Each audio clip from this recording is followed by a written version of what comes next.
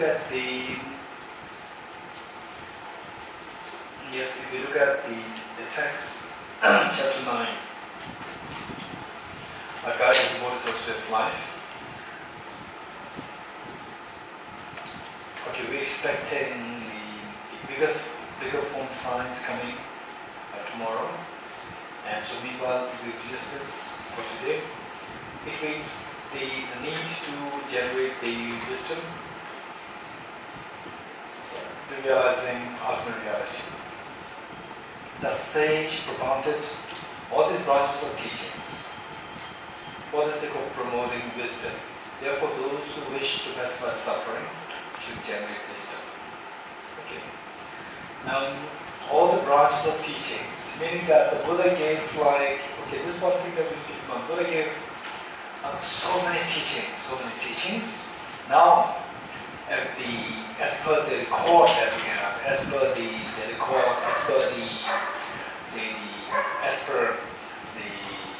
earlier Arhats, the Bodhisattvas, their version, how they present the compilation of the Buddha's teachings, it says that 84,000 teachings of Buddha, 84,000 teachings. Right?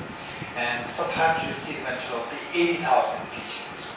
80,000, 84,000, two versions of the year. And both are correct. Both are correct. Because that the Buddha Shakyamuni, when started to give the teachings, then the Sangha members, they felt need for an attendant for the Buddha Shakyamuni. And then they were discussing as to who should be the attendant of the chief attendant of the Buddha Shakyamuni. Then they unanimously came to the idea that we should appoint Ananda as the Buddha Shakyamuni's chief attendant. Then they made the request to Ananda. And if somebody requests you to be the Buddha's attendant, what will you do? What will you say? What is your response? Yes, what an honor. But Ananda did not say this. Ananda said, provided. Right? On one condition. Ananda laid one condition. And then they were all little perplexed. How come that the honorable position, and still Ananda is not too keen? He said, provided on one condition. And what is this one condition? Then Ananda said, provided the Buddha gives teachings only in my presence. This is condition made. And they could not say anything. They reported this to the Buddha Shakyamuni, and the Buddha said, yes, okay, I'll agree to this. Then Ananda said, okay, then I will be the Buddha's attendant. So there's a reason. For us, we the ordinary beings may see it as a little disrespectful, but in actuality, this is incredibly wise way of respecting and valuing and treasuring the Buddha Shakyamuni's teachings. So what happened was that then the Buddha Shakyamuni, after assuming Mahaparinirvana at the age of 81, then the Buddha Shakyamuni passed down his teachings to Mahakashyap. Who was the first heir of the Buddha Shakyamuni in terms of holding Buddha Dharma. So he was the first, what do you call it? It's more like the first heir, lineage holder, yeah, the first heir, lineage holder, right? Mahakashyap. And as soon as the Mahakashyap took over the place of the Buddha Shakyamuni, then Mahakashyap, what he did was that he sacked Ananda from the Sangha. He sacked off. He kicked off Ananda. Right? Ananda fell. And Mahakashyap was already Arhat. Keep this in mind. I don't think that there was politics happening there. Mahakashyap was already Arhat. Right? Mahakashyap kicked off Ananda. Ananda felt so sad. Then he felt that in the presence of the Buddha Shakyamuni, everybody respected him so much next to the Buddha. Now that the Buddha assumed Mahaparinirvana, not available to our side, now this is the humiliation that I suffer now. just detour from the Sangha. Then he felt very deep well of the feeling of renunciation. He just engaged in intense meditation.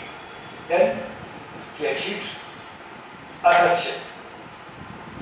Then Mahakashap. Through his clairvoyance, he could see that Venerable Anand achieved arhatship. Then Mahakashap sent all the monks to receive Venerable Anand to the monastery with so much respect.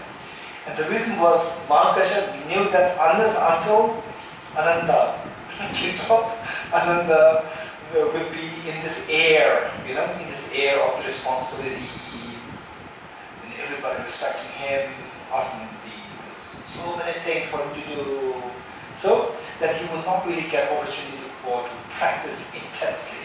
So he was set off.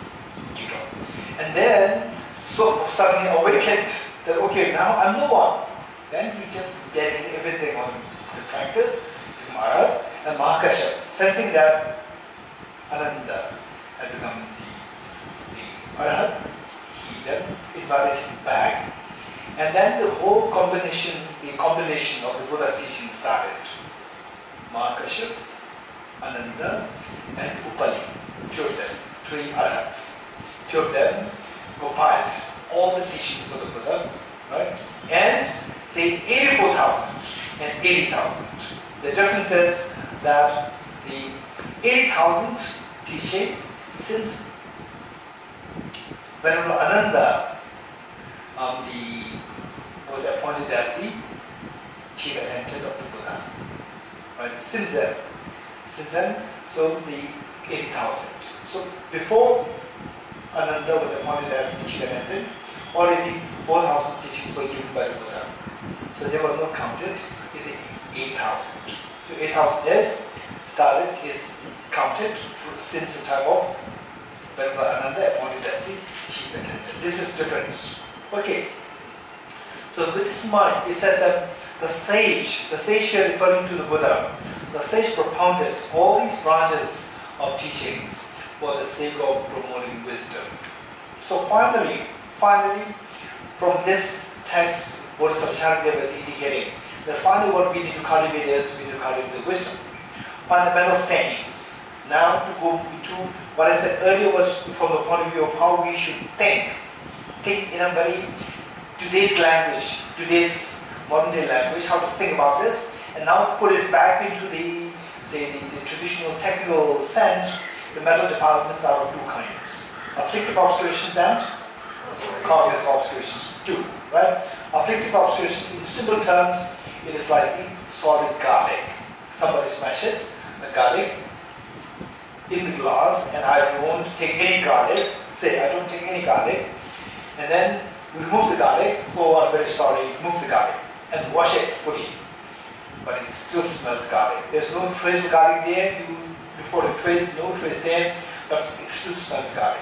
So the solid garlic, it is analogy for the afflictive obscurations.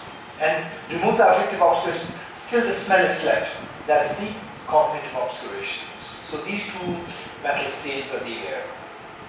In both cases, what we learned this morning was that there are two stains. One is the ignorance, and the other one is self-cherishing. Okay, there's no contradiction between this presentation and what is being presented in the technical, traditional way. Afflictive obscurations and the cognitive obscurations. Afflictive obscurations consist of three things. Say, the miseries which we shun, the miseries which we have, these miseries, they arise from the contaminated karmas. So the afflictive obscurations constitute three. The first one is contaminated karmas. Contaminated karmas.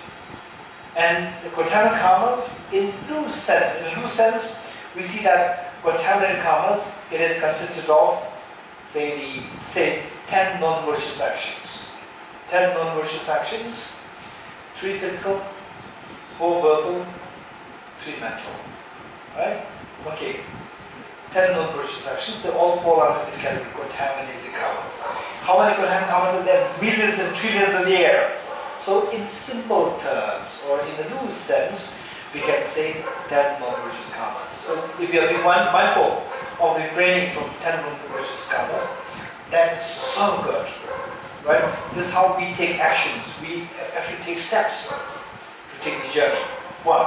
Now these contaminant karmas, they are the derivatives, they are offshoots of the thoughts. Our thought processes, they drive us to engage in the contaminant karmas, thought processes. And these thought processes, which are responsible for giving rise to the negative karmas, are known as afflictions. Thought processes, which are responsible for giving rise to negative karmas, are known as afflictions. So now we have contaminant karmas, afflictions, too. And then say now, is there anyone who's angry? Is there anyone who's angry? No, there's no one angry now, right? Everyone's very happy. Okay, but when we go back after the retreat, and then we meet our neighbors, difficult people, so whatever, again the anger arises. So where was the anger hiding when we were in the retreat? Right? It was in the form of a seed. Right? Apple seed is not apple. Apple seed is not apple, but an apple seed will give rise to apple in the future. Likewise, what we have is, we don't have the anger, we have the seed of the anger now. Seed of the anger. You getting it? So therefore, contaminant karmas is one, then the afflictions is number 2, right? And the seeds of the contaminant karma, the afflictions, number 3. So these 3 constitute what is known as afflictive obscurations. You getting it? These are the 3 afflictive obscurations. 1. Then the cognitive obscuration, which obscures us from achieving total enlightenment, Buddhahood.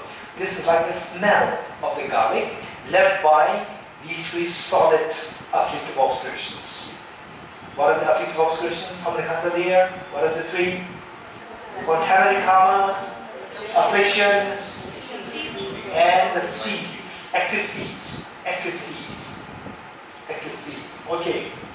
And the cognitive obscurations are the subtle stains or the smell left by the afflictive obscurations. Okay.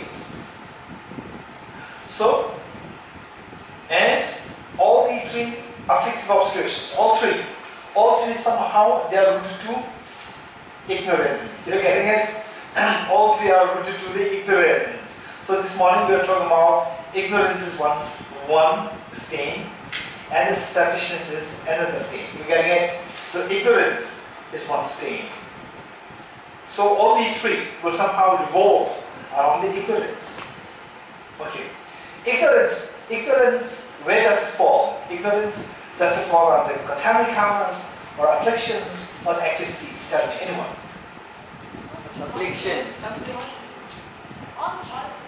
All 3. Shantideva. Afflictions. I think ignorance is the root of all these 3. The root of all these 3, Shabira. All 3. All ignorant, the affliction. Afflictions and active seeds. Okay. Ignorance falls under afflictions. Ignorance is affliction. Keep this in mind. Ignorance is affliction. Okay. Say we have in a state we have the ministers, right? The state is ruled by ministers. Yes, no? Yes, no? Yes. In Karnataka, what's the rule? Who rules the state? Huh? Ignorance. No. The ministers rule the state. And who's the main minister? Chief minister. Chief minister is a minister or not? He's a minister. You get it? He's the minister, but he's the chief minister. Likewise, ignorance is an affliction, but it's the chief of the affliction. Ignorance is the chief of all these 3. Yet if you say which of the 3 categories it belongs to, ignorance belongs to affliction. This is affliction. It is not contaminant karma. It is not active seed. Ignorance can leave seed. Yes. If we remove the ignorance, then contaminant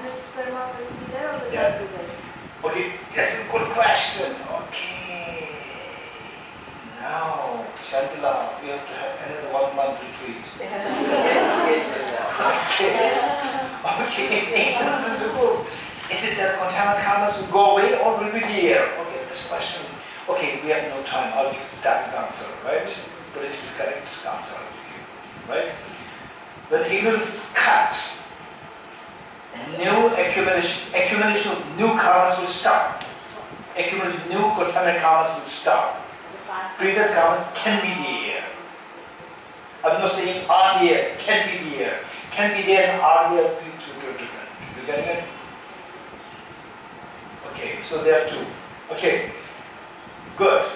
So these questions, if possible, note them down. Later on, we can go to details when we get more time. Okay, good.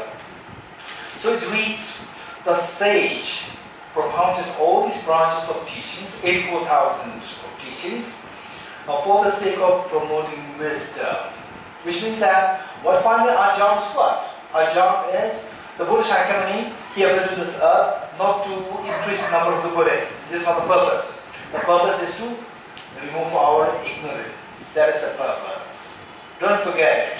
Then, once our ignorance is removed, no need to be Buddhist. Right? Well, your job is done. Don't count yourself, it's not necessary. What is required is your ignorance has to be got rid of and your fear should go away. Once the fear is gone, the Buddha is so happy, his job is done, right? Whether you call it Buddhist, Muslim, Hindu, Jain, it doesn't matter, right? So this is the point. Okay, so the point is, it says, therefore, those who wish to pacify suffering should generate wisdom, right? Okay, so all these teachings, the teachings on generosity, teaching on discipline, teaching on samadhi, teaching on patience, teaching on enthusiasm, all these teachings are given, right? All these teachings somehow, they are to direct us towards the wisdom. They are to direct us towards the wisdom. Why? Because what we want is, we want to get into the metal stains, and the metal stains will be gotten into only by the wisdom. Only by the wisdom, right? Only by the wisdom. So therefore, wisdom is so important. Okay. Now let's say, the wisdom has been said, afflictive obscurations, there are three kinds. Afflictive obscurations, the chief is ignorance. So the wisdom makes sense. Wisdom, the need to cultivate wisdom to eradicate the chief of the afflictions, so that when you cut the root of the poisonous tree, all the millions of the poisonous leaves will dry. That makes sense, fine.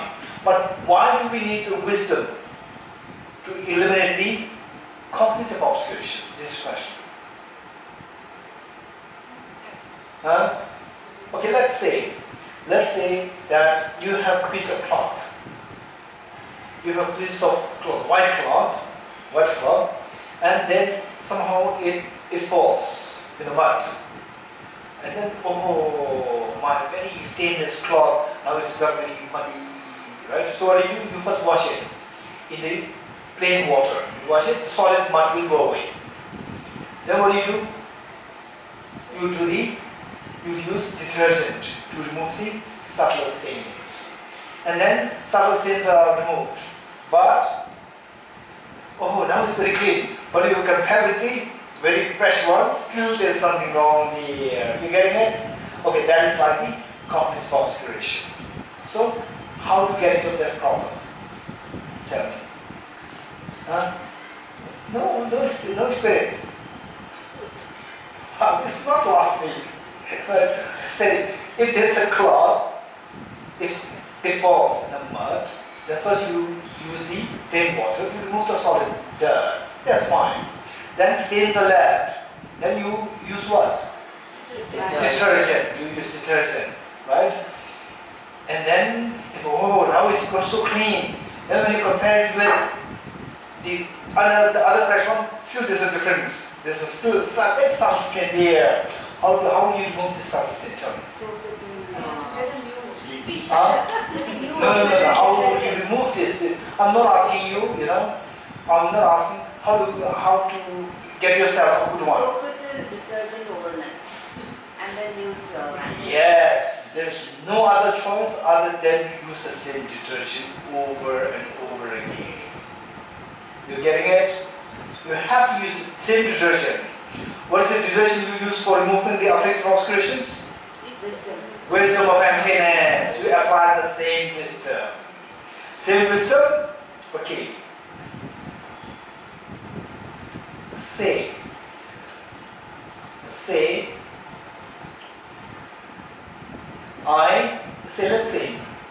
I think this is a very refined thought, right? It means it was weaved. And then I have a very crude weaving, domestic weaving machine. Not weaving machine, what do you call it? Loom, right? I use that.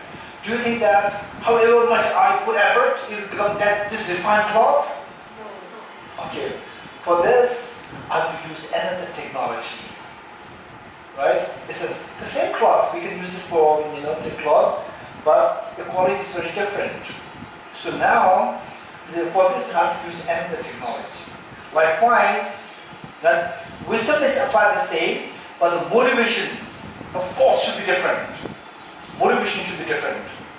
Motivation to eliminate the afflictive obscurations and the motivation to remove the cognitive obscurations. Wisdom is the same. What determines that this wisdom will eradicate afflictive obscurations or eradicate cognitive obscurations is determined by motivation, right? Motivation. Say, let me give an example. Say there are two people. There are two, and we say one is one ordinary person with one child, and another one is Mahatma Gandhi. There are two of them there, and say both of them, you ask them to work so hard, right? To help anyone, to have 1%, 10%, the 1 billion Indians, whatever, you decide, you work. You getting it? Okay. So both of them are very slim. They cannot lift even like 50 kg. But who can really make a change in the nation? Mahatma Gandhi. What made him to make a change? Even the other person is so knowledgeable, has background in law. Maybe Mahatma Gandhi finished LLB, and the other person finished LLM. Right, the degree is higher. But who made a change in the nation? Mahatma Gandhi. What made him to do the change? The motivation is very strong, right? So the same knowledge, but the motivation decides where this knowledge is applied. Likewise, the wisdom of emptiness, the same wisdom of emptiness, depends on what motivation that you have. Motivation just with the renunciation, it will remove the afflictive obscurations. Motivation, renunciation plus bodhicitta will remove the cognitive obscurations. You getting it? The wisdom uses the same. So therefore, this wisdom is so important. And our job is what? This morning what we say, may I become Buddha for the benefit of all sentient beings. We said it, right? We said it. Which means if you really want to become Buddha for the benefit of all sentient beings, our job, what do you mean by becoming Buddha? Not that you are going to become the boss of the Buddhism. This is not the idea. The idea is to cleanse your mental defilements completely. To remove your mental defilements completely. That is the meaning of becoming Buddha, right? How to cleanse the mental defilements fully? You have to remove the afflictive obscurations and the cognitive obscurations. Afflictive obscurations, cognitive obscurations, the remedy that we apply is the wisdom of emptiness. Wisdom of emptiness employed with the renunciation will help you to remove the afflictive obscurations. Wisdom of emptiness employed with the driving force of the renunciation plus bodhicitta will help you to remove the cognitive obscurations. You're getting it? So therefore, finally, what is important is, what is the real remedy that you employ, that you apply is the wisdom of emptiness. So therefore, all teachings of the Buddha somehow are directed to point to the wisdom of emptiness. So it says, the sage propounded all these branches of teachings, all teachings, for the sake of promoting wisdom, for the sake of enhancing wisdom, instilling wisdom in others. Therefore, those who wish to pacify suffering should generate wisdom. Those who want to pacify suffering for oneself and best for self for others, we have to generate wisdom, which means this is so precious, so precious. Okay. The next, ascertaining the two truths.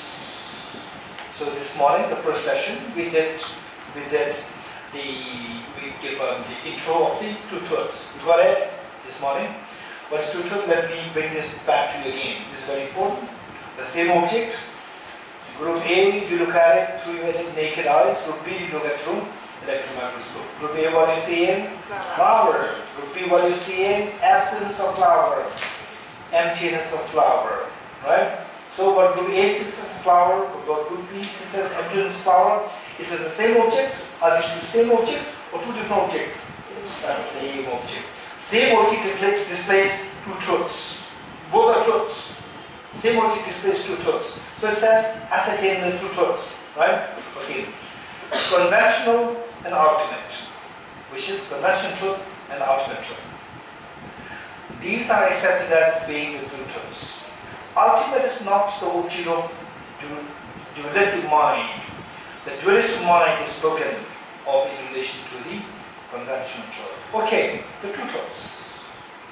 If you know the ultimate truth, it helps you to remove your fears. If you know the conventional truth, then it will help you to see the functionality of the world. By seeing the functionality of the world, you will see the cause-effect operation. Cause-effect dependent origination. Right? Seeing the cause-effect dependent origination, then you will know what causes to embrace, dependence on which your happiness arises. Okay, this is so important. For that matter, what is saying? It says conventional ultimate. These are accepted as being the true truths. Ultimate is not the object. It's not the object of dualistic mind. Okay, tell me. Dualistic, non-dualistic, right? It's amazing. On day one, we are talking about all these complicated topics. Okay, dualistic, non-dualistic. Wow. Okay, let's see. Dualistic. And you meet him. Wow, it's dualistic, non-dualistic. It's, you know, it's exotic. Very esoteric, very exotic, right? Okay, there's nothing exotic about it. It's very simple. When you say, okay, what do you say? Flower. Flower where? In your eyes or away from your eyes? Where do you see the flower? In your eyes or away from your eyes? Away from your eyes. Right? Okay, tell me the distance between the flower and the eyes we see the flower. Tell me the distance. 3 meters. 3 meters. Let's say 3 meters or 6 meters.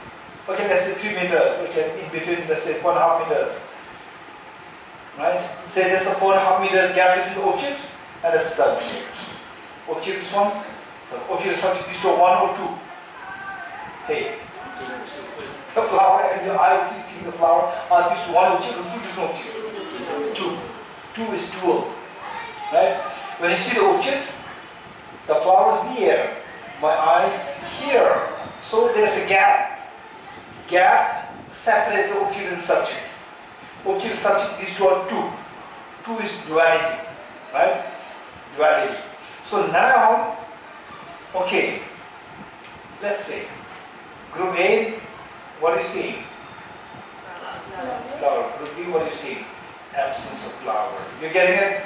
Now, let's say, group B, when you say absence of flower, right?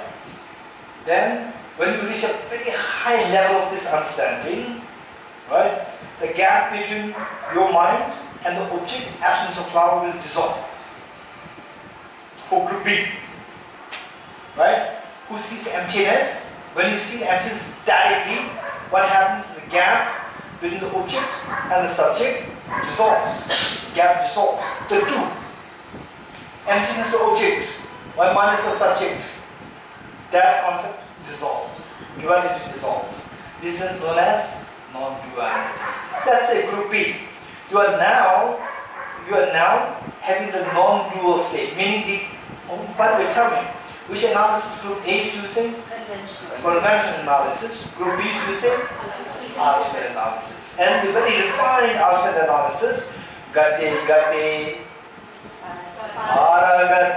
When you reach paragate, then you see the emptiness non-dualistically. You see emptiness, seeing emptiness directly, seeing emptiness non-dualistically, seeing emptiness non-conceptually. These two are synonymous. Seeing emptiness directly, seeing emptiness non-dualistically, seeing emptiness non-conceptually. These three are synonymous. You getting it? Okay. So in the eyes of group B, you see the, say you are in a very advanced level, Paragati level, you see the emptiness non-dualistically. You're getting it? Okay. Now, it says, the text says, conventional and ultimate, with respect to the flower. Conventional, what is conventional? Flower. Whose job? Group A's job. What is conventional truth of the flower? The flower. Group B, what is the ultimate truth of the flower? Emptiness of the flower. Don't forget it. Okay, it says conventional and ultimate. When it's a conventional, right, which of the two groups is related? Okay. Conventional of the flower. Which of the two groups is related? A. Group A. Ultimate, which of the two groups is related? Group B, don't forget it. Conventional, ultimate. These are accepted as being the two truths. We learned it already. Now the definition. What is ultimate truth? What is the conventional truth? The definition. The ultimate is not the object of dualistic mind. Which of the two mind is dualistic? Group A's mind dualistic or Group B's mind dualistic? Group A. So it says what? Ultimate is not the object of dualistic mind. Ultimate reality of the flower. What's the ultimate reality of the flower? How Group B sees. What do you see, Group B? Emptiness of the flower, right? So emptiness of the flower is not the object of Group A. You're getting it? Group A's mind is dualistic or non-dualistic? Dualistic. Dualistic. So ultimate is not the object of the dualistic mind. You're getting it? You got it? Yeah. Wow, amazing. People take years and years to understand that. You got it. Wow, Chibosan remembers. What about the below the Arya beings? They see dualistically, but it's still emptiness, right? Okay. Good question. For the time being, right? Okay, let us create a structure, right? Let's create a structure. Once a structure is created, then we will say, oh, here we should put the plaster smooth, here we should plaster a little matted, right? So there are come later. For the time being, let us create a structure, okay? So the question answers, let's make sure that, okay, the questions, if you have, make sure that you know them down. It may forget, right? Know them down. These questions are very good. These are for the, what do you call it? Furnishing of the house. At the moment, we are creating the backbone of the house, right? Okay. So this, say, the ultimate nature, ultimate truth of this flower is not seen by the dualistic mind of the group A. Ultimate reality is to be seen by the non-dualistic mind, not by the dualistic mind. You're getting it? Don't forget it. Okay, so it says that ultimate is not the object of the dualistic mind, which means that ultimate is defined as the object found by the mind analyzing the ultimate. You're getting it? Ultimate is the object found by the mind analyzing the ultimate. Mind analyzes ultimate, which is non-dualistic. You're getting it? Okay. Now, what is the object found by the dualistic mind? Group A's mind. What's that object? Flower. Yeah. Conventional truth. Conventional, it says dualistic mind is spoken of.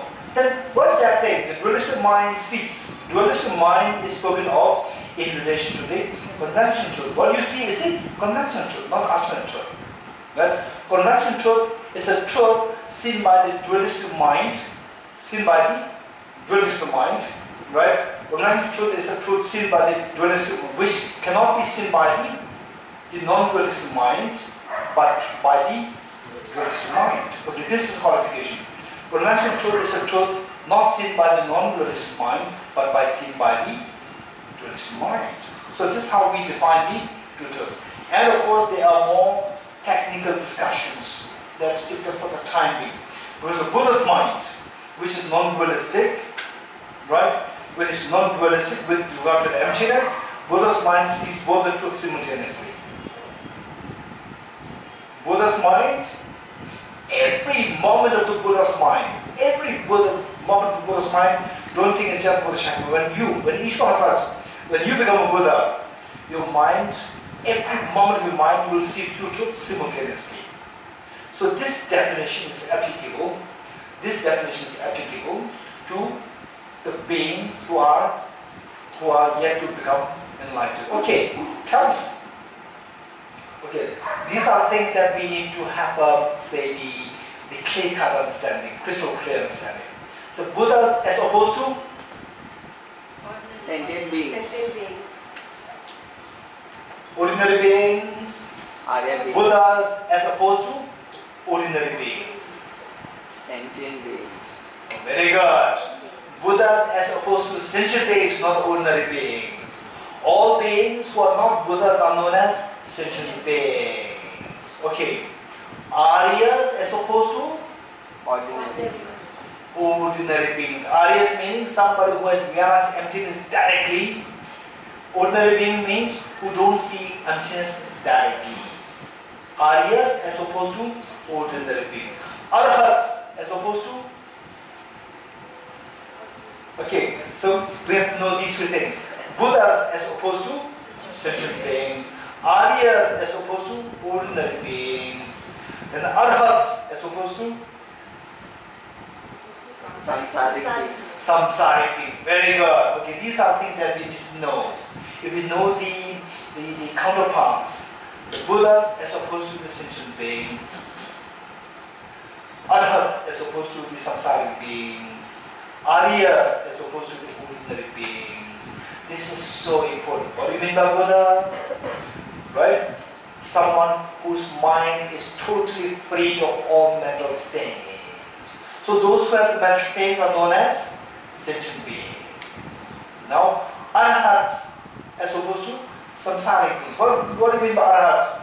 Those who have already eradicated the ignorance, self-grasping ignorance. Those who have not eradicated self-grasping ignorance, they are still in samsara. They are known as samsaric beings. Arhats as opposed to samsaric beings.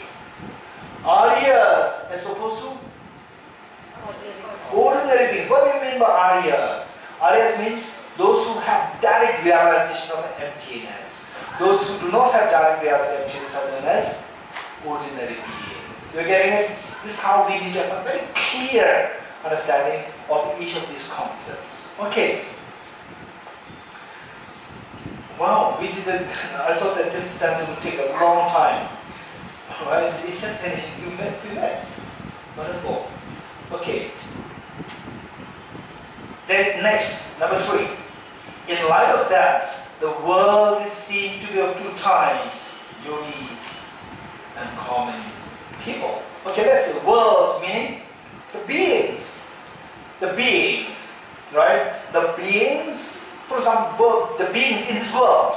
The world we can think of in two ways. The world in terms of the container world, the world in terms of the content, the beings who live in the world. Right? The beings who live in the world and the world in the sense of the earth, in the sense of the planet, in the sense of the container. Container and the content are the beings. So both are considered as world, right? The worldly beings. We speak about the worldly beings. So the world in the context of the planet, place where we live in, and the world in the context of the people, the beings who live in the world. Okay, two worlds, right? The world here refers to the beings. The beings in this world, they are of two kinds: the yogis and the ordinary common beings, common people and the yogis. Okay, by yogi, don't think that yogis means somebody who should meditate, right? That is a little eccentric, right? Okay, not the taking bath for like 10 years and meditate this is not the connotation of yogis. This is our totally naive understanding of yogis. Yogi has a connotation of mental realization. It has nothing to do with physical. It is a mental realization, right? That is a yogi. Particularly, someone who has reached Gati, Paragati level, they are referred to as the yogis. You getting it? Generally speaking, those who reach the Paragati level, they are referred to as the real yogis. In other words, in a very loose sense, we can say anybody who is quite successful in following this journey, gate, we call them yogis. Who are not interested in gate are common people, right? So the world, we see that, oh, there's going to be a teaching on the class on guided Bodhisattva, chapter 9. Oh, chapter very complicated. I have a dog to take care of, right? I have to go to buy food for my dog, right? Or I have to buy a cloth for my table, I have to change the cloth, so I have no time to go. Someone has urgent thing to do, still, oh wow, I gotta go somewhere, right? It's so precious, right? I have no time to even to go for the hospital, right? The surgery I'll postpone this surgery.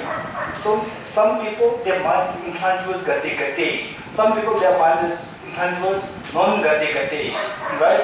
Some people, the people whose mind is non-gate, they are not common people, right? People whose mind is towards gate, they are honestly yogis in general. Okay. So it says, in light of that, the world is seen to be of two types, yogis and common people. You getting it? Okay.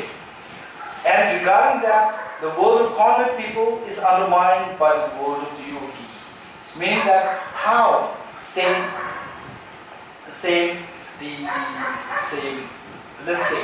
that, what is the meaning of life? What is the meaning of life? Okay, to accumulate wealth, to have a successful career, to accumulate wealth. This is the meaning of life. And someone says, no. Okay, wealth is important. Wealth is important. To have a career is important. But we also have a mind. Mind should be happy. Physical wealth may not guarantee a peace of mind. So, wealth is important. Without wealth, again, there's a problem. Wealth is important, but the mind also has to be taken care of. So those people who take care of mind, how to change a mind, how to bring about transformation of our own mind, right?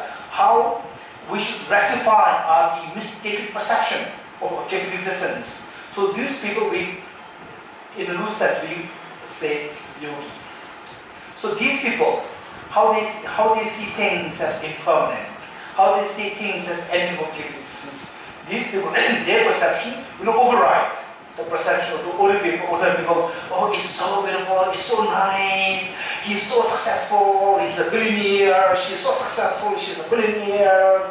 So just being carried, mesmerized by materialism. Their thinking is also driven by a thought. The interaction in the world is also affected by thinking. What thinking? Cognitive thinking. Things are permanent.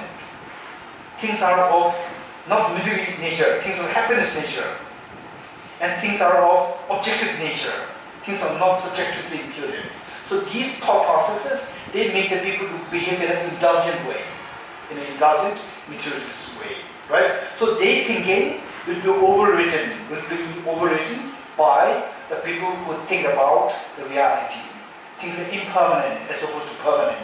Things are suffering nature as opposed to happy nature. Things are of subjective nature as opposed to objective nature, right? So those people who think about these yogis, their thinking supersedes the thinking of the common people. So which means that we have to, of the two choices, we should turn away from the common people to become the yogis. We have to go in this direction. This is advice. One. Then it says, stanza 4. Okay, let's see stanza 3 again. In the light of that, the world is seen to be of two types, yogis and common people. And regarding that, the world of common people is undermined by the world of the yogis. Undermined Undermine what? Undermine in terms of superseding or overwriting, or what do you call it? Overwriting, supersede. What other words? See, the thing is that yogi is thinking that things are impermanent, things are suffering nature, things are empty of objective reality. This is one thinking. And the ordinary people, common people thinking things are permanent, things are happy nature, things are objective nature, right? So these two thinkings, which thinking overrides, outshines the other? Yogi's thinking. So yogis also mean that with the merit hair, whatever this is correct, right? Arya Nagarjuna, he doesn't have the merit hair, right? Arya Nagarjuna, he doesn't have the merit hair, right? If you see him, you will not see him as a yogi. But we call him a yogi, he doesn't qualify that because he doesn't have the physical appearance. But he's the giant of the yogis.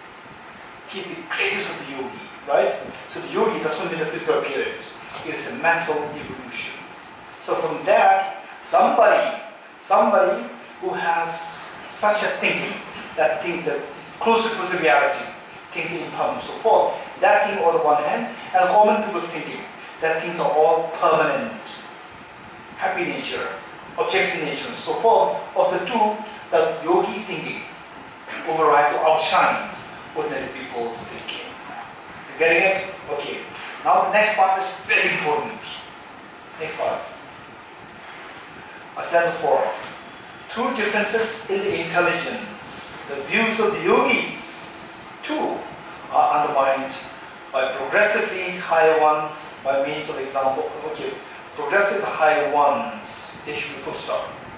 Progressively higher ones. Okay, what it says is that now amongst those people who are going into the direction of the yogis, right, seeing things closer to the reality, within them, it is not like saying somebody goes to Himalaya, now I'm frustrated with the world, right? I will go to Himalaya for meditation, then sit in Himalaya for say like 3 years, then come back, oh he's a great yogi, she's a great yogi, right? Okay, this is ordinary people's naivety.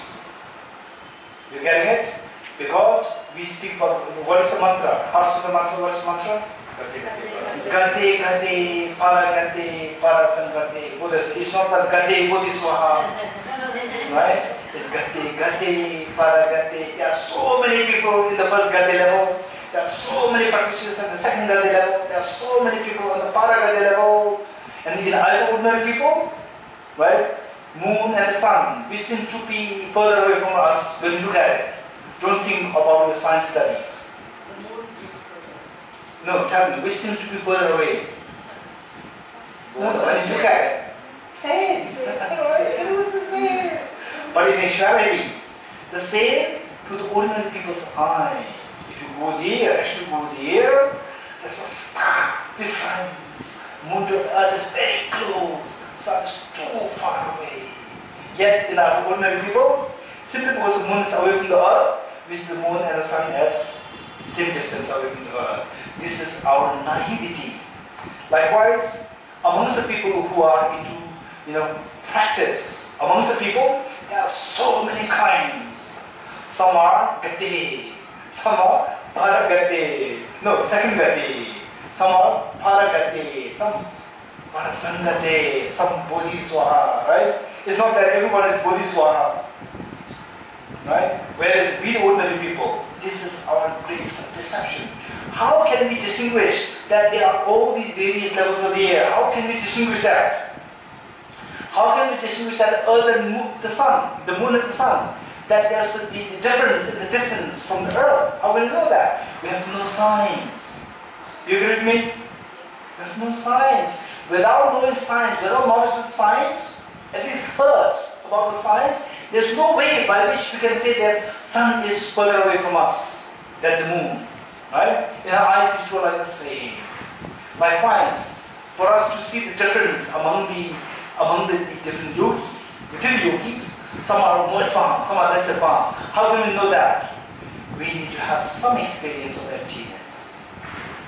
Only when we have some experience of emptiness, then we can make the distinction. Okay, this practitioner is high in realization. This practitioner is less in realization. That we can judge on the basis of your own experience. For that matter, we are not to equate all the practitioners saying this simply because somebody has been in the mountain for like 3 years or 10 years. Whereas yogi, this is our illusion, this is our naivety, right? The point is that we have to really have some glimpse of what emptiness is, then interact with a person, somebody who may be in Himalaya for one year, somebody who may not be in Himalaya at all, right? And then just converse, then you can see the level of experience, because you have the measuring, what is that? Yardstick to measure that, right? Oh, that one is highly realized, that one is not as realized, that one is more realized with emptiness, not so much compassion, that one is very realized with compassion, not so much emptiness, right? There are so many varieties there. All these you will come to realize, you can see that only if you have the yardstick with you. Yardstick in the form of wisdom of emptiness and some degree of the practice of compassion. If you have this, then you will easily figure out what level, right? And to really see what level, you don't really have to reach the same level, right? Say, you may not be there on Mount Everest, but from distance you can see Mount Everest. You can say that this Mount Everest is higher than Kanchenjunga, right? From distance you can say this, but you have to see it. You have to have a glimpse. Okay, this is so important. So it says, let us read. Number 4, the point is within the yogis, again they see that there are some highly realized, some less realized. Through differences in their intelligence amongst the yogis or the practitioners, the views of yogis too, the lower ones are undermined by progressively higher ones. So you're getting it? Progressively higher ones. Okay, now next.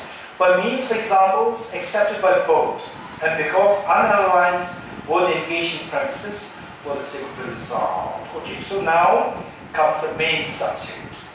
So here, say reading up to this point, the point which says yogis too are undermined by progressively higher ones. So up to this point, what have you learned? Not talking about what we have learned this morning. I'm talking about the stanza 1, 2, 3, and stanza 4, first 2 lines. From this, what have we learned? We have learned that the world, ordinarily the world of the people is of 2 kinds. One, a practitioner, and one, non-practitioner, not interested in practice. Non-practitioners, we call them common people, and the practitioners, we call them yogis in a loose sense. Okay. Now, what we learn is that yogis thinking overrides or outshines the ordinary common people's thinking. One. Now, the second thing we have learned within the yogis is not that they are all equally smart. Some are more highly realized, some are less.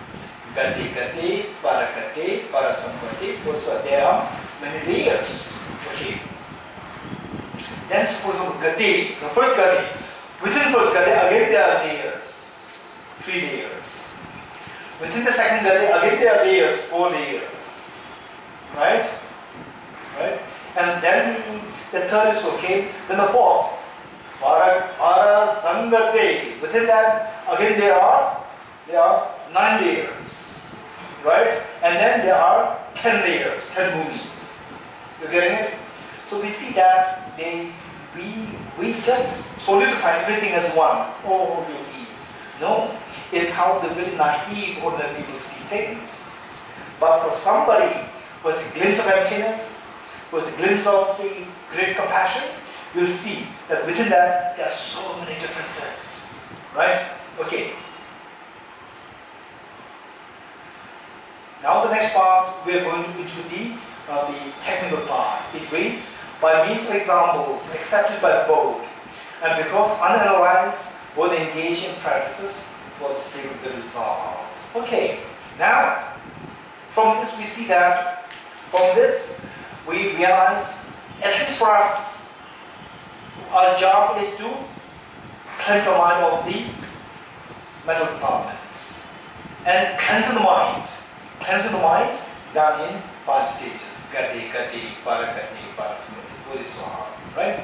So to undertake this journey of the cleansing, for the cleansing, what is the real remedy? What is the real, say, the path to be employed is wisdom of emptiness. So this wisdom of emptiness, if you have a glimpse, then you know that it's not that I just change my physical form, right, in the form of yogi, then I become yogi, I go to Himalaya, I become enlightened. No, this is just an illusion. So it has to be done in the form of the wisdom of emptiness. Yogi in the form of wisdom of emptiness. So this wisdom of emptiness, for that you have to know the emptiness. What is emptiness? What is emptiness? What is emptiness?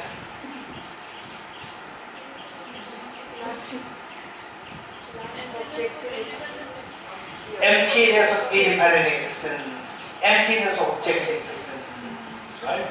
Emptiness of intrinsic existence, so forth. Okay. Buddha remained silent for 49 days, not giving any teaching. Why? Why? It's very profound. Because the Buddha described this teaching of the emptiness is so profound, right? And when Choe was so daring, just jump into emptiness directly without remaining silent for 49 days. Right? You jump in directly, never mind, okay. And then to 3 days. No, 4 days. 3.5 days. Okay. Let's see. What is emptiness? This is simple. What Rami said during the tea break is a very important point. Now it comes here. Rami is asking about dependent origination. Yes? Okay. Let's say emptiness. The great Bodhisattva, Arya Nagarjuna, in his text, what is his most classic text? 400 verses. In his text, 400 verses, he said, this is so important. He said, those with less intelligence will not even have a doubt in this teaching of emptiness. Those with less merit will not even have a doubt in this teaching on emptiness. Should a doubt arise, pertaining to the teaching on emptiness, it will shatter your samsara into pieces. Right? Should a doubt, a qualm, or a question come to your mind? Oh, interesting. There's the same teaching on emptiness happening. What do you mean by emptiness? Very interesting, right? Just kind of curiosity comes. That becomes the seed to shatter our samsara into pieces. So precious, so precious. Okay, with this, the question is, when you go into this, Lama Tsongkhapa gave us 2 warnings. When you go into wisdom of emptiness, Lama Tsongkhapa gave 2 warnings, which are very clearly indicated in the commentary on Acharya Chandrakirti's text, Madhyamika. So 2 warnings are given. One pertaining to somebody who has least interest and who has least interest in the wisdom of emptiness, in emptiness concept. Number 2, pertaining to the people who have interest but got a total wrong understanding of emptiness, mistaken understanding of emptiness. 2. One without interest, one with interest, but making total mistake in understanding emptiness. 2. So the author, Lama Tsongkhapa, he gave us a warning that we make sure that we don't fall prey to any of these 2 things. 1, not have any interest in this kind of emptiness. If you don't have the interest in the wisdom of emptiness, you will never put effort to understand how everything is like dream. If you don't have interest in emptiness, you will never put effort to wake up from the sleep of ignorance. What's the problem? If you don't put effort to wake up from the sleep of ignorance, what's the problem? And we get caught up in that. Say it again. So we caught up in the cyclical existence. Okay, we will continually be inside the dream created by the self-grasping ignorance. This dream is known as cyclical existence. The fear, endless fear, right? So why the dream is endless fear? Why? How the dream is endless here? Very simple. How many of you want to have a dream to be with His Holiness the Dalai Lama? Raise your hands. How many want to have a dream, right? That is one saying, hey, Kapishina, wow, come, right? Let's have tea together. How many of you like to have this dream? How many of you like to have this dream? All of us. Or how many of you are going to have this dream tonight? How many of you are going to have this? I'm not saying how many of you like to have the dream tonight. This is not my question. But I'm saying, how many of you are going to have this dream tonight? No one. Why not? Because dream is not controlled by me. I don't have the freedom to choose my dream. I don't have the freedom to choose my dream. If you don't have the freedom to choose a dream, the dream is not in your hand. You have lost the freedom. In the dream, you have lost the freedom. Because you never know what dream you're going to have. You have lost the freedom. Loss of freedom is misery. Loss of freedom is misery. So therefore, to be the dream created by the ignorance is a loss of freedom. Loss of freedom is misery. Misery is samsara. Right? So therefore, not wanting to realize emptiness, the person doesn't want to get out of samsara. So that person continues to suffer, endlessly suffer in samsara. It's one problem. Number two, you have interest to learn about emptiness. You have faith in emptiness, but you misunderstand emptiness to mean nothingness. Emptiness means nothingness, nothing exists. If this is how you understand it, then you will say that law of karma does not exist. Law of karma does not exist. Buddha does not exist. Nothing exists. This is emptiness. This is what the Buddha taught. Law of karma does not exist. Then you will not abide by the law of karma. Then eating poison, oh, who cares? Eating poison will not will kill you. Because it does not exist. You eat poison and then you will die. So therefore, right, second problem is you have faith in the teaching of emptiness, but you misunderstanding emptiness to mean nothingness. This will make you to accumulate enormous negative karmas and make you to suffer more in samsara. You getting it? These two problems. How to avoid the two problems, and particularly the second problem, is by understanding emptiness properly. How do you understand emptiness properly? 5 points. Understand emptiness in the light of dependent origination. Emptiness should be understood in the light of dependent origination. How? With the help of the 5 points. 1. Emptiness. 1. Emptiness. Number 2. Emptiness does not mean nothingness. Emptiness is a short form of emptiness of independent existence. Number 2. Emptiness is a short form of emptiness of independent existence. That is number 2.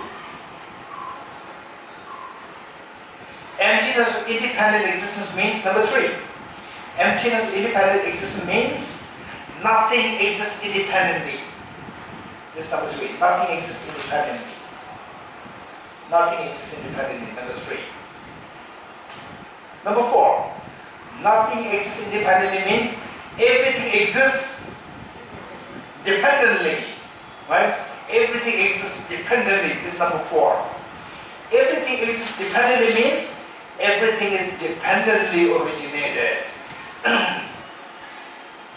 You getting it? Okay, let us repeat this again. Emptiness. Emptiness doesn't mean nothingness. Emptiness is a short form of emptiness of independent existence. For example, let's say, how many of you know who? How many of you know who? The band. Huh? The band, WHO. How many of you know that? Huh? World Health Organization. Right? Who? Okay, when somebody says who, don't say the who is who. The person is asking World Health Organization. Who is WHO, short form of World Health Organization. Therefore, emptiness doesn't mean nothingness. Emptiness is short form of emptiness of independent existence. You getting it? So emptiness, one, it doesn't mean nothingness, it is short form of emptiness of independent existence. Number two,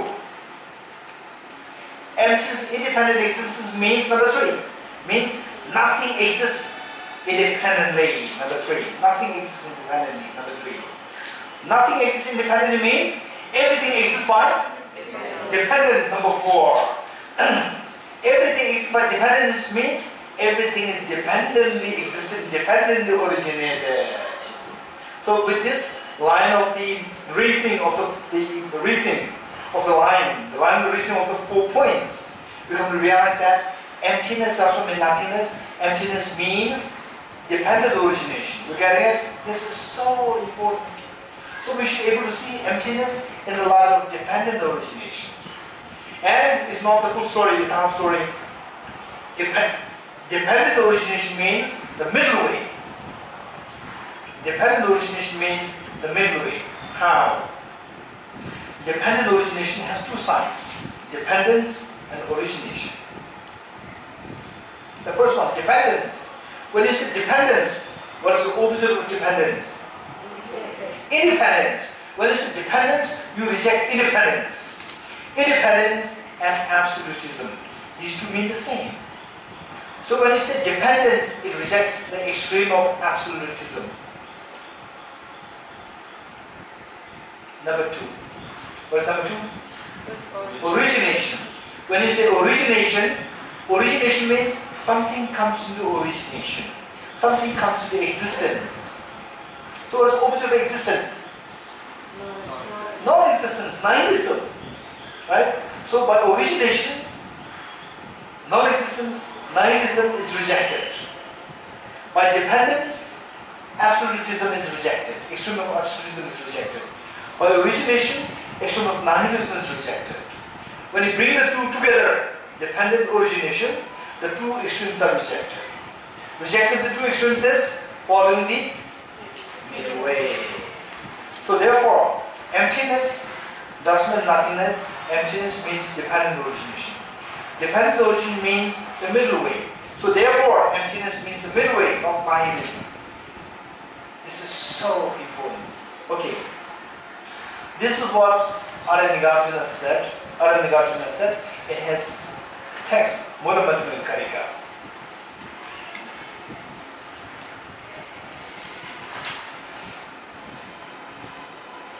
Okay.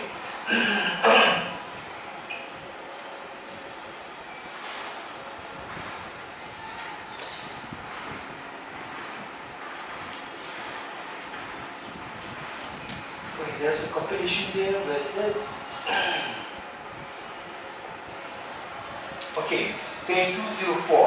Page 204 of the Blaze, the book Blaze, 204, second stanza, it reads, that which dependently originates is posited to be independent existence. Emptiness means dependent origination, not nothingness. That which is dependently originates is positive and to be independent existence. That being dependently designated, this is the middle way. Emptiness is the meaning of dependent origination, and dependent origination is the meaning of the middle way. So therefore, emptiness is not nothingness, emptiness is the middle way. You getting it? Okay. This is what we need to know. Okay. With this, now with this we come to realize that emptiness doesn't mean nothingness. Emptiness means the middle way, dependent origination. Okay, now this is very important. Dream. Dream, ghost dream. Okay, let's see. Dream ghost. Dream ghost, say we dreamt of a ghost. We dreamt of a ghost, and the dream ghost was chasing in the dream. Right? Now you're already awakened from the dream. Okay, let me ask you a question. Dream ghost, does it exist or not? Dream ghost, does it exist or not? Raise hands those who say yes. It exists as a dream. Dream ghost, does it exist or not? Who say yes, raise your hands. Who say no, raise your hands. If you are even Shakira, you raise hands in both. yeah. First one, okay. Okay. Okay, so the drinkers exist, some say drinkers, some say drinkers doesn't exist. Okay, drinkers exist as a ghost. Raise your hands. Drinkers exist as a ghost. No. Drinkers does not exist as a ghost. Raise your hands. Okay. Dream ghost exists as a dream ghost. Raise your hands. Good. So although the dream ghost does not exist as a real ghost, but it exists as a dream ghost. Raise your hands. So therefore the dream ghost exists. Raise your hands. Good. Dream ghost exists. How does it exist? Objectively or subjectively? Subjectively. Very good. When you say that dream ghost exists subjectively, okay. This was beautiful. Right? It's my flower. What do you mean? What do you understand by this? Huh? When I say this is my flower, right? Oh, he's so attached to the flower. No, there's another connotation. This is not yours. When I say this is my flower, it means it is not yours. Rahim, it is not yours. Right? So it is another way of saying, if you say, Rahim, this is not yours, it's very offensive. Whereas if I say, oh, Rahim, this is mine, it's a nice way of saying it's not yours. Right? So likewise, when I say the dream ghost exists subjectively, it is another way of saying that the dream ghost does not exist objectively. The dream ghost does not exist objectively. The dream ghost is empty of objective existence. You getting it? You getting it? Likewise, when we say that everything exists subjectively, everything exists subjectively, nothing exists objectively. Okay, let me say, everything exists subjectively. Nothing exists objectively. Okay, don't forget it. Group A, look at the same object through the what? Naked eyes. Group B, look at through electron microscope. Okay. Group A, what do you see? Flower.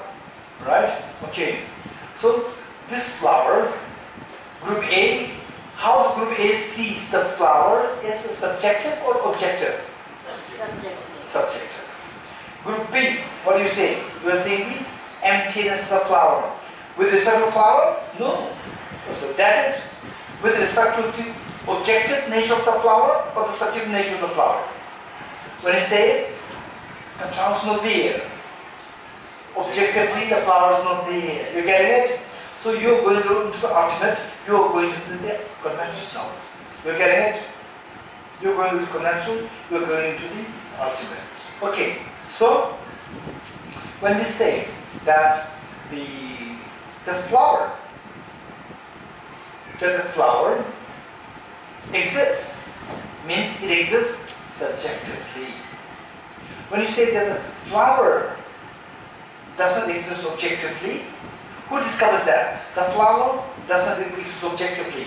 Conventional analysis or the ultimate analysis? Okay, very good. So with the ultimate analysis, you discover that the flower does not exist objectively. But the flower does exist. Exists or not exist? It exists. How does it exist? Subjectively. How do we know that which of the two perceptions know that the flower exists? Conventional analysis knows that the flower exists. With the ultimate analysis, you know that the flower doesn't exist objectively. With the conventional analysis, you know the flower exists subjectively. You getting it? This is so important. With the same object of flower, I say that the flower exists subjectively. So this is with respect to which analysis? Conventional analysis. The flower does not exist objectively. With respect to which analysis? Ultimate analysis. You getting it? Okay, this is very important, right? Okay, good. Okay, now let's see.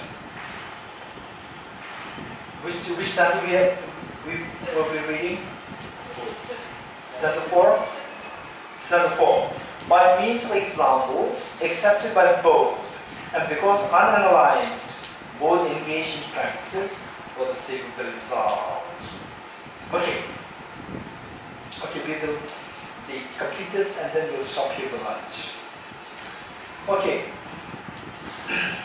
Okay, now you are the follower of Bodhisattva Shantideva, right? Who said that nothing exists objectively, everything exists. Everything exists. Everything exists. But they exist subjectively. This is your position. And I am your opponent. I say that, what do you mean? Nothing is subjectively, nothing exists intrinsically. What's the answer?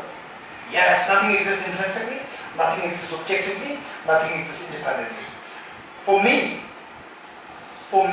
how I see things, existence, opponents, existence and objective existence, independent existence mean the same for me. For you, these two are same or not same? Existence and objective existence, independent existence, these two same or not? No. No same. The flower,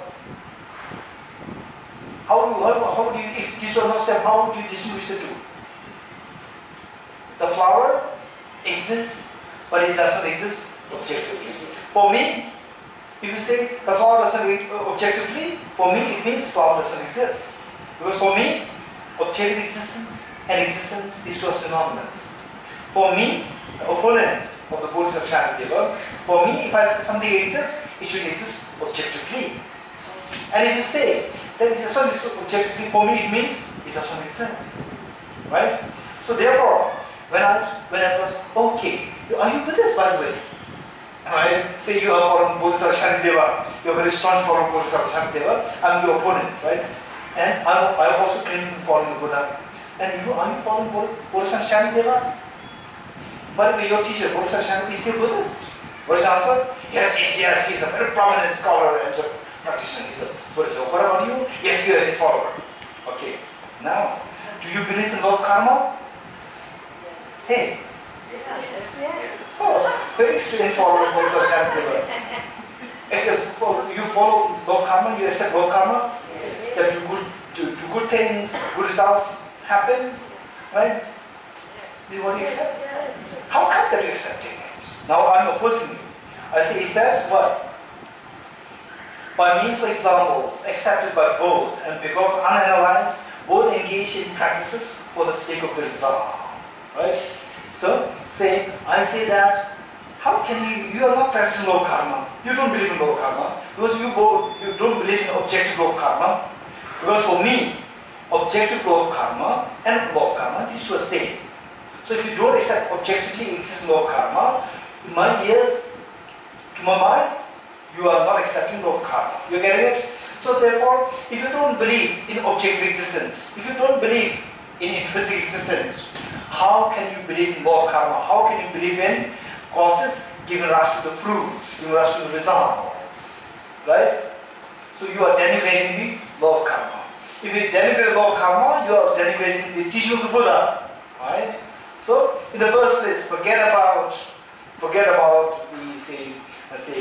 anything else. In the first place, you even don't believe in the teaching of the Buddha. Right? Then you say, no, we believe in the teaching of the Buddha. Right? Then what is your answer? Tell me. Hey, how would you respond to my argument? I said that you don't believe in law of cause and effect. You don't believe in the fruits, results given rise to by the causes. Because you don't believe in objective result, objectively existing result, right? So therefore you don't believe in law of karma. Law of karma means causes giving rise to the result. You don't believe in that. If you don't believe in that, you don't believe in the basic teachings of the Buddha, right? So what will you say? Yes, you are right, we don't believe in that. Or how will you say? Anyone? We believe in karma, but it's arising not from its objectives. Okay, we believe in law of karma, but we don't believe in objectively existing law of karma. We believe in fruits given rise to by the causes, results given rise to by the causes, but we don't believe in objectively existing results given rise to by the objectively existing causes. Right? Whereas for me, when I say you don't believe in objectively existing causes, objectively existing results coming to being, to my mind, you are saying it is so like you are saying that you don't believe in causes given rise to the result. Whereas you say that no, there is a difference. There is a difference between two things. One, accepting the causes giving rise to objectively existing results, and causes giving rise to the results. There is a difference. So I am the one actually who could not make that distinction. So therefore, I see flaw in you. In actuality, it is not your flaw. It is whose flaw? My flaw. You're getting it? Okay. This is the point. It says, line 3 of stanza 4. By means of examples accepted by both, and because unanalyzed, both engage in practices for the sake of the result.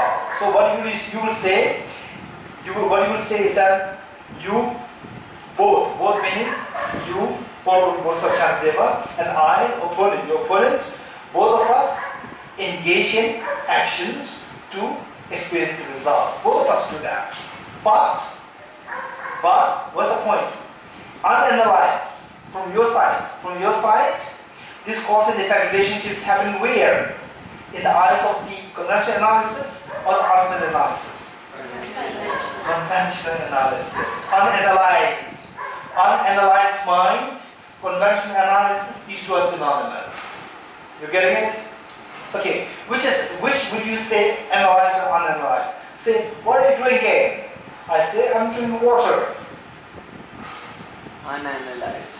Okay, let's say, listen, I'm giving you two situations, then you decide. Right? One, what are you drinking? I'm drinking water. Number 2, right? Then you ask me, what are you drinking? I'm doing electrons, protons. Which is more analysis here. Electrons and protons. When you say electrons, protons, right? So likewise, what is this? This is a flower.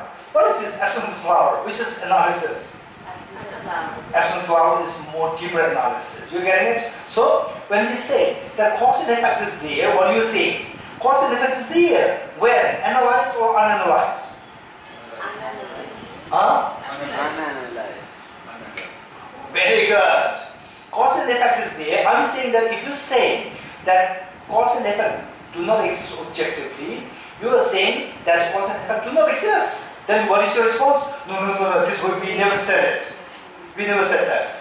What we said is, cause and effect exists, but objectively existing cause and effect do not exist. Then if the cause and effect exists, where does it exist? Analyzed or unanalyzed? Unanalyzed. What do you mean by unanalyzed? Conventional analysis. You're getting it? It says unanalyzed, both engage in practices for the sake of the result. So from your side, unanalyzed, not going to electrons, protons, so forth, right? Unanalyzed, you do good things, good results come to being. I also do good things, good results come to being. Both sides, unanalyzed, this is how it happens. So therefore, you are saying that things exist only on the unanalyzed level. You're getting it? Okay. Then it says, number 3. By means of examples accepted by both. By means of example accepted by both. Now you are saying that objectively nothing exists, but things still exist. Like what? Like mirage. Like mirage. Mirage exists or not? Yes. Mirage exists. Mirage exists as a mirage. Mirage does not exist as a real water. Mirage exists. But when you go closer to the object, mirage disappears. If you want to enjoy mirage, you have to keep distance, unanalyzed. When you go closer towards analysis towards the object, mirage will disappear. This is a common example. Common example which I accept, which the Bodhisattva Shantideva's followers also accept. You getting it? What's a common example? You are trying to prove me. You are trying to tell me that nothing exists objectively, but things still exist. This is what you're trying to prove me. For that matter, you need to give an example. An example should be a common example. What do you mean the common example? Example accepted by both the sides. What example would you give? Mirage, rainbow, right? Rainbow, mirage, dream, illusion, right? We can give all these examples to tell me that things exist, but not necessarily objectively. Things exist subjectively, unanalyzed. You getting it? Okay. Okay. Right? So from the timetable that we have, we see that it's quite intense, right? And such a practice is quite intense. And you think that, wow, we're getting everything. When you leave this hall, right? Okay, in fact, one time we were doing this this teaching on the emptiness in Tibet. I don't know if there's anyone who was there who came to Tibet. And say ultimate convention, we are discussing about this. And then I said that everything exists conventionally, nothing exists ultimately. Say, to give an example, this room is a room of conventionality. Everything exists in this room, nothing exists outside. Okay. Where's India Gate? Inside. Outside? No. Outside is the domain of ultimate. Ultimately, nothing exists. Everything exists subjectively. The analogy is this room. Right? Everything exists conventionally. This room is a world of the conventionality. So everything exists where? In this room. Where is Mount Everest? In this room. Where is outside of this room? In this room. Everything is that exists in this room. Right? Outside? Nothing exists. Okay, this is what we discussed. Then, I think the next day, one girl who attended the teaching, during the break time, she came to me and said, Geshela, what you said is very true. Right? When I was inside the room, I come to get that whatever you were teaching, I get it. The moment I leave the room, right? Okay, so even if such things happen, don't worry. Because there, it disappeared in her mind, with the teaching given for like, I think 7 or 8 days, and here is 3 days, right? It will disappear even more. Don't worry. The point is, just pay attention to what we're discussing, and then if possible, we listen to the recordings 2 times, 3 times, right? What we are doing is something which in the monastic universities are studying for like 10 years. We are contesting. We are doing very good, pretty good, we are doing really good, right? The thing is that we are putting in the important information, very important, the knowledge. If you repeat this, because if you already attended this class, if you repeat this, listen to the recordings over and over again, then you will see that tremendous benefit is there within you. A tremendous learning will take place. It will prepare you for your practice, actual meditation on activities. Okay, we'll meet at 3, right?